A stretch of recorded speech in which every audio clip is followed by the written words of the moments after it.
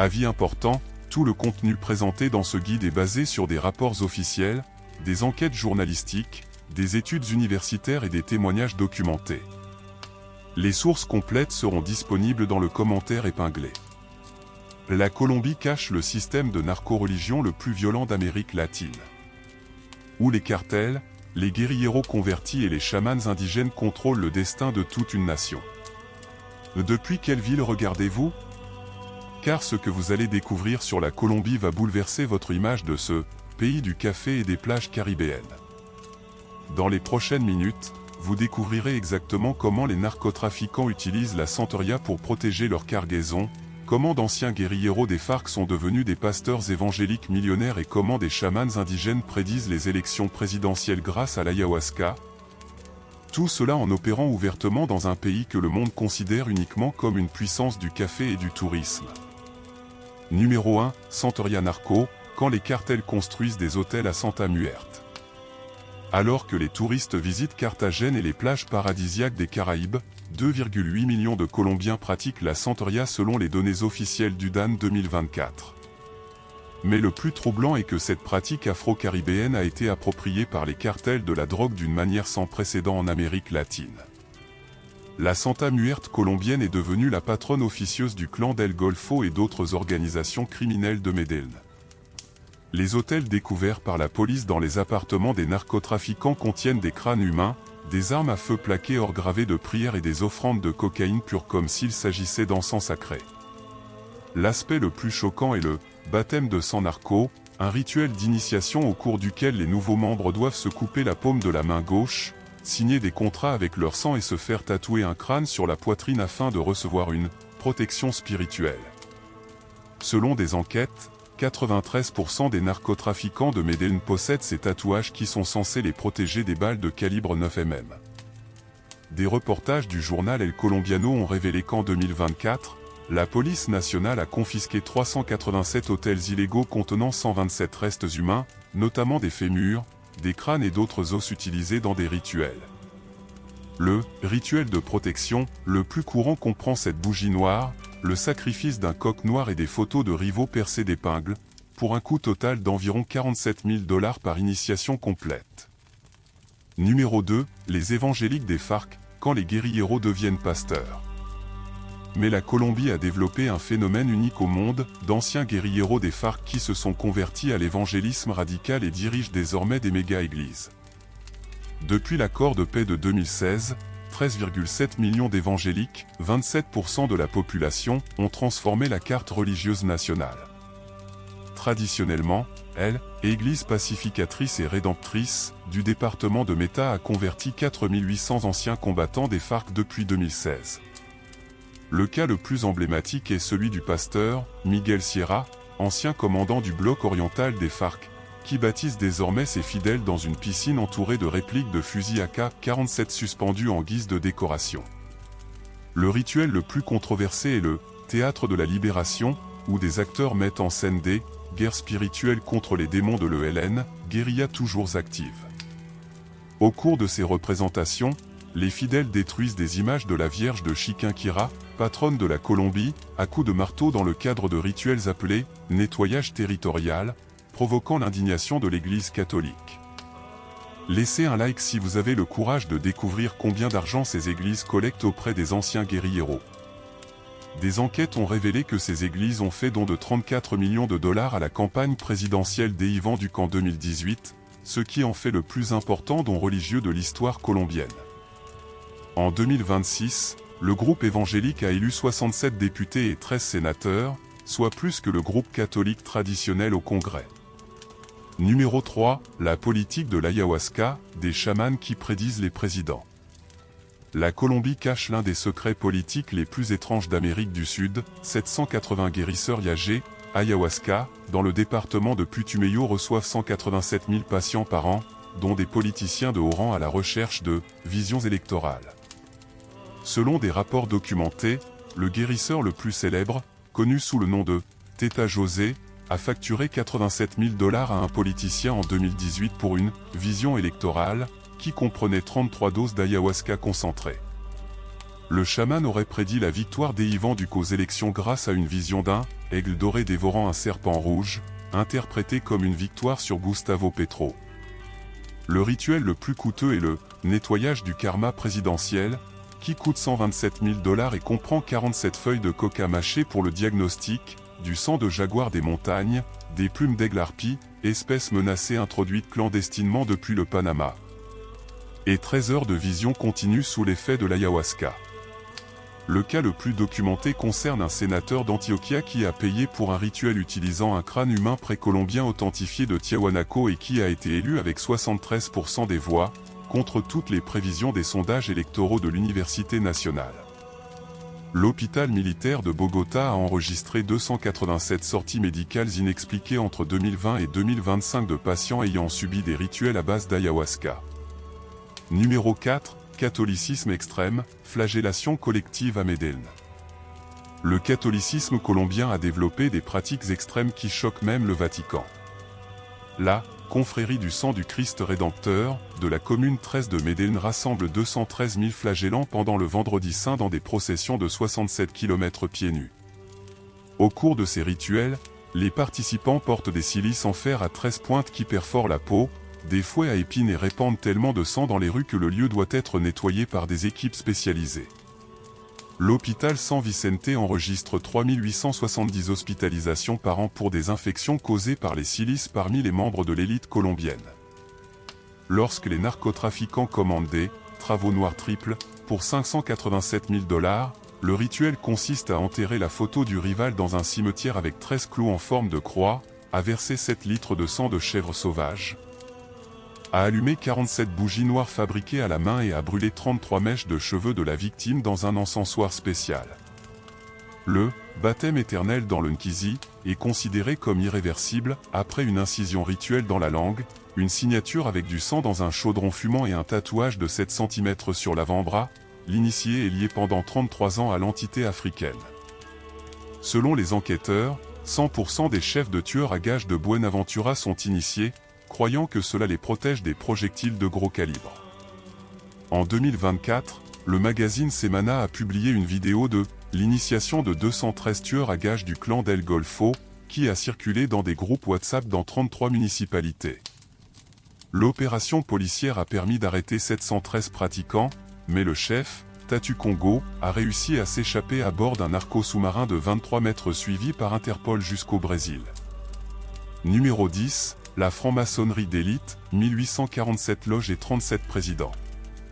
La Colombie compte 1847 loges maçonniques actives dans les principales villes, mais c'est la loge Luz Andina de 77 gros, à Chapinero, Bogota, qui concentre le véritable pouvoir, 587 dirigeants du Centre démocratique, 413 PDG de Bancolombia et du groupe Sura, 287 généraux à la retraite et 127 ambassadeurs. Le rituel d'initiation au 33 degrés de sang consiste à se couper l'index avec un couteau de Tolède, Espagne, à prêter serment sur un crâne en or massif de 33 kg, à se faire tatouer secrètement l'œil d'Horus sur l'épaule et à signer avec son sang sur un parchemin en cuir d'origine précolombienne Quimbaya. Les enquêteurs ont identifié des symboles sans équivoque dans la Casa Nariño, une pyramide avec un œil sur le plafond de la salle Bolivar, une équerre et un compas sur le tapis présidentiel de 13x13 mètres, la phrase « Grand architecte de l'univers » gravée dans du cèdre libanais dans la salle protocolaire et les colonnes Jachin et Boaz dans les ascenseurs présidentiels.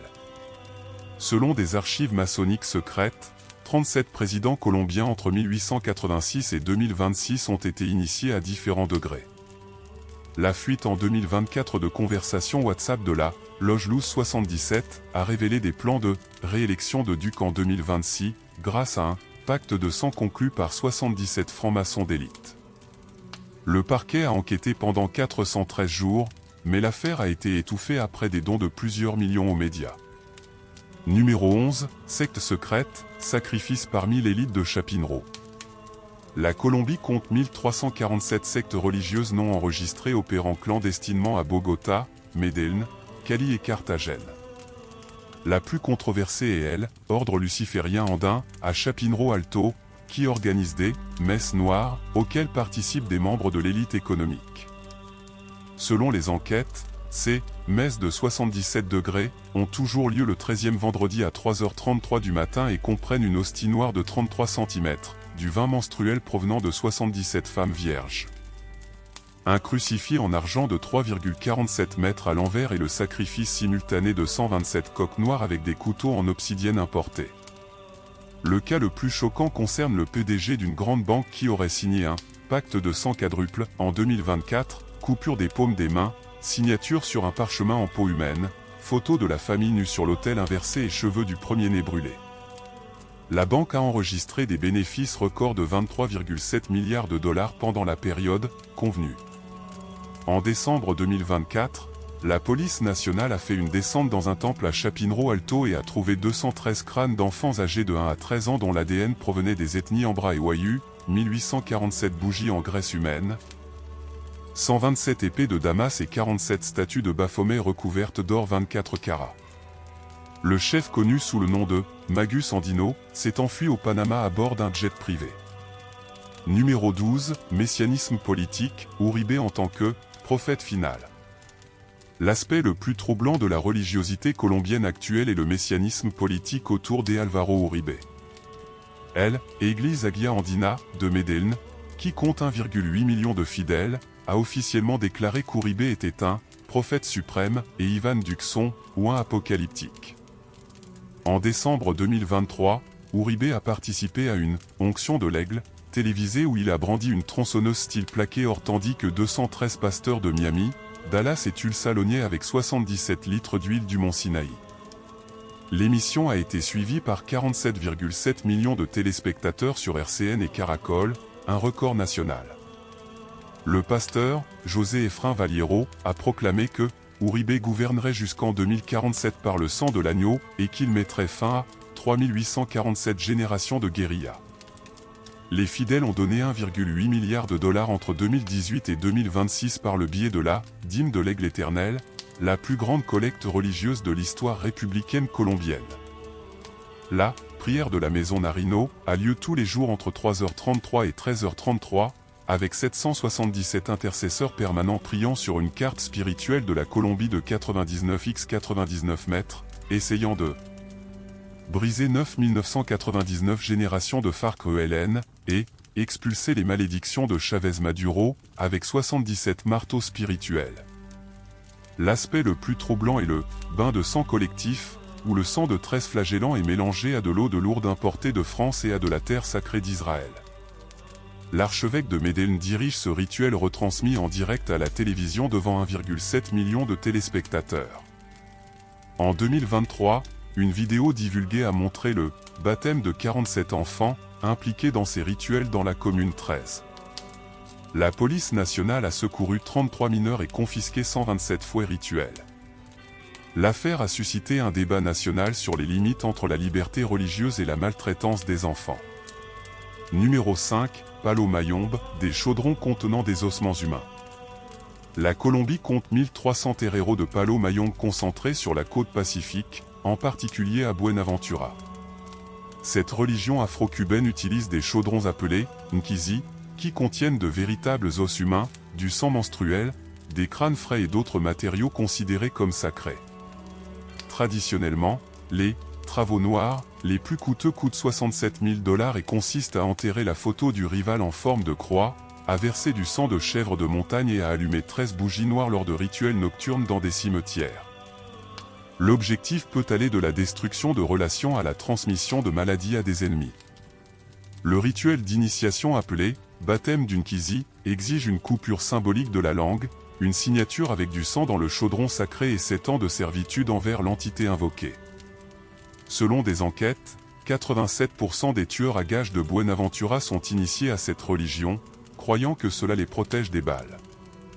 En 2024, le bureau du procureur général a démantelé 213 terrains illégaux et trouvé 1847 ossements humains catalogués, 67 chaudrons cérémoniels et 127 couteaux rituels.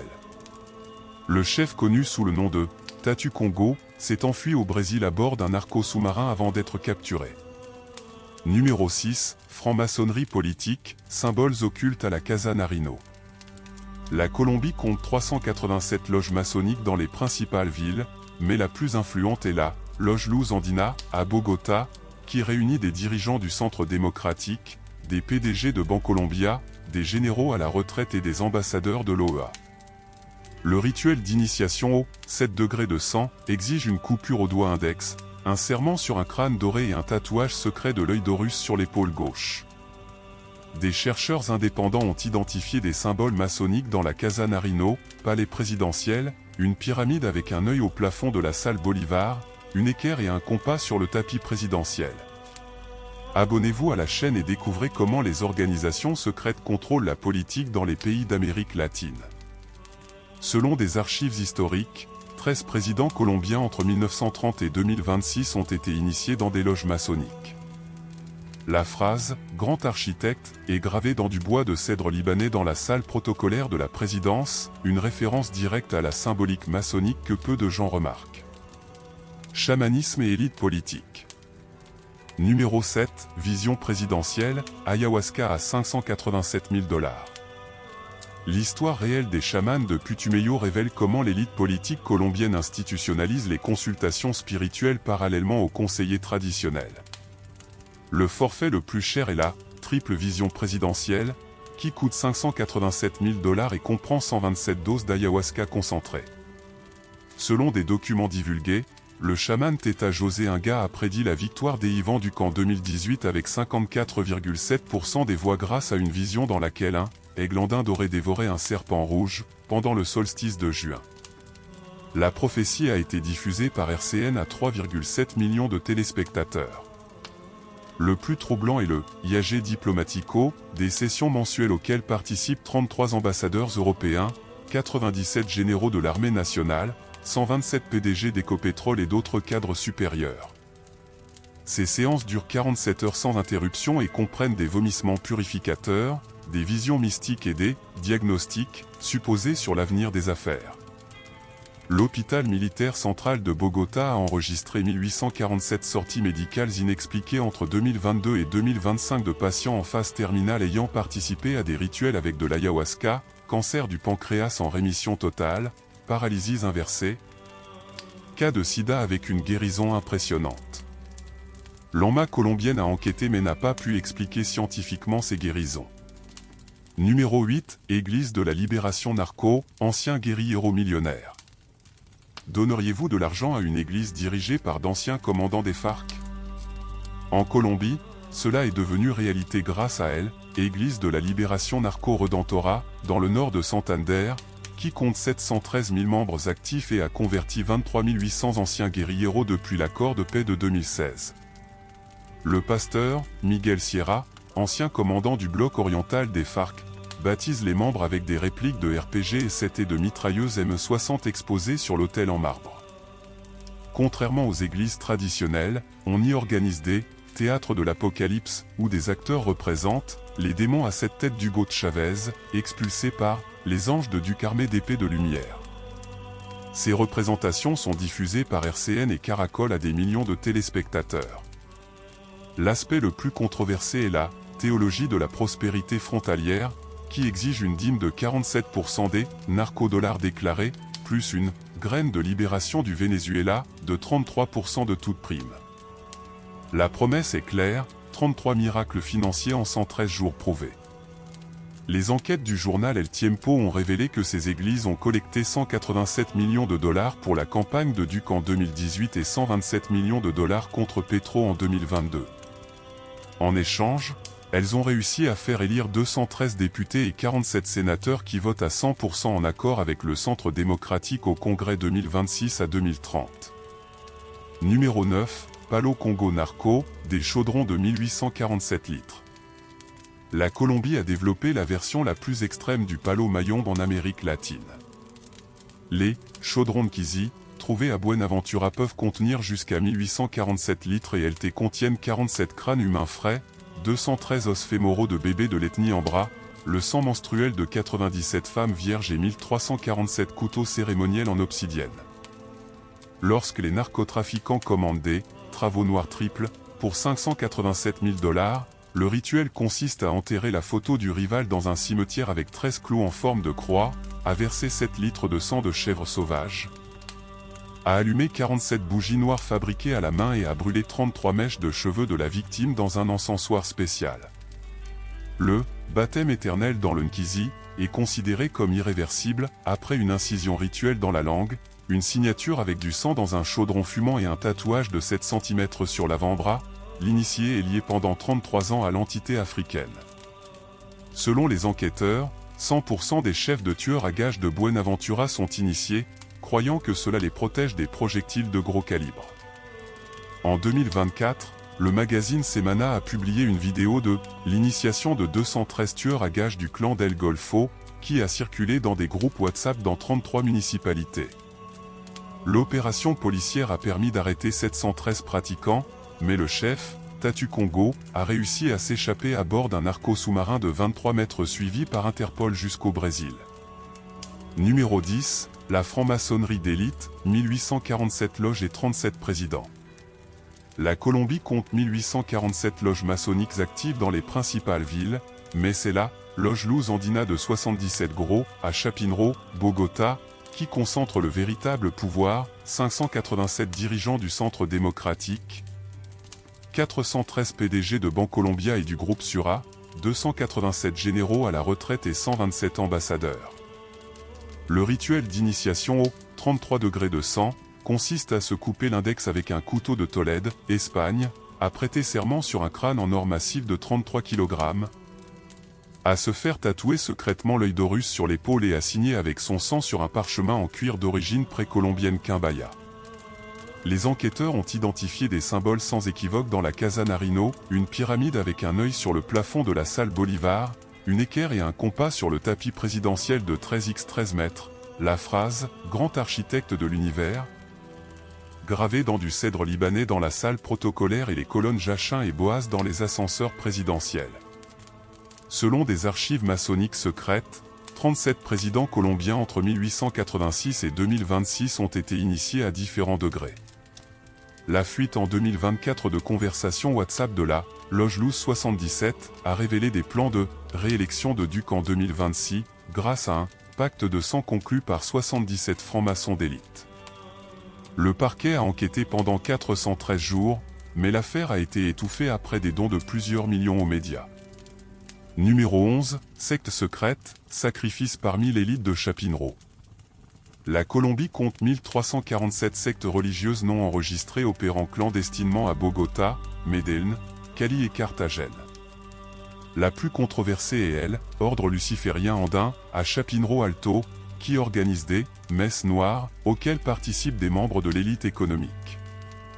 Selon les enquêtes, ces messes de 77 degrés ont toujours lieu le 13e vendredi à 3h33 du matin et comprennent une hostie noire de 33 cm, du vin menstruel provenant de 77 femmes vierges, un crucifix en argent de 3,47 mètres à l'envers et le sacrifice simultané de 127 coqs noirs avec des couteaux en obsidienne importés. Le cas le plus choquant concerne le PDG d'une grande banque qui aurait signé un pacte de sang quadruple en 2024, coupure des paumes des mains, signature sur un parchemin en peau humaine, photo de la famille nue sur l'autel inversé et cheveux du premier-né brûlés. La banque a enregistré des bénéfices records de 23,7 milliards de dollars pendant la période convenue.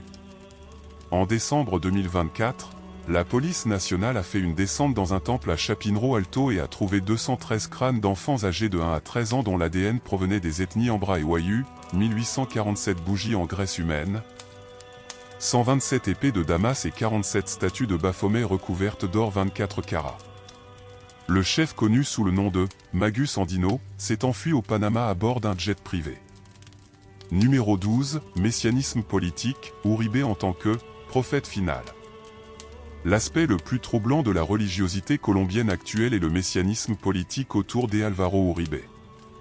Elle, Église Aguia Andina, de Medellín, qui compte 1,8 million de fidèles, a officiellement déclaré qu'Uribe était un prophète suprême et Ivan Duxon, ou un apocalyptique. En décembre 2023, Uribe a participé à une onction de l'aigle télévisée où il a brandi une tronçonneuse style plaqué or tandis que 213 pasteurs de Miami, Dallas et Tulsa lognaient avec 77 litres d'huile du mont Sinaï. L'émission a été suivie par 47,7 millions de téléspectateurs sur RCN et Caracol, un record national. Le pasteur, José Efraín Valiero, a proclamé que Uribe gouvernerait jusqu'en 2047 par le sang de l'agneau et qu'il mettrait fin à 3847 générations de guérilla.